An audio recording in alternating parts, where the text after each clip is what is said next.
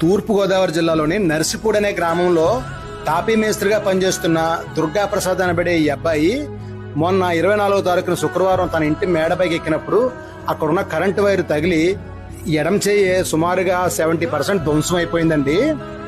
ఇప్పుడు ఈ అబ్బాయి రాజమండ్రి అభయ హాస్పిటల్లో ఐసీయూలో ఉన్నాయండి. డాక్టర్లు కూడా ఈ అబ్బాయి పరిస్థితి గమనించి తన ట్రీట్మెంట్ లో రాయితీని అయితే ఇస్తున్నారండి. ఇప్పటికి ఈ అబ్బాయికి 1,50,000 ఖర్చు అయిందండి. ఇంకా 2 ఆపరేషన్లు చేయాలండి. ఎందుకంటే తను మామూలుగా తన తాపీ పనికి వెళ్ళాలంటే చేయి మామూలు స్థితికి రావాలి కదండి. చేయి ఒకటే కదండి, ఒళ్ళంతా పూర్తిగా గాయాలతో నిండిపోయిన ఈ అబ్బాయి తండ్రి అయితే లేడండి. తల్లి అయితే ప్రస్తుతం ఆమె ఆరోగ్యం క్షీణించి ఆమె కూడా రాజు న్యూరో హాస్పిటల్లో ఉందండి. ఉన్నదల్లా నానమ్మ ఈ చెల్లి ఉన్నారండి. కాబట్టి దయగల వారు ఎవరైనా పైన క్యూఆర్ కోడ్ ని స్కాన్ చేసి కానీ లేదా పైన ఫోన్ పే నెంబర్ కానీ సంప్రదించి వారికి ఎంతో కొంత సహాయం చేయండి.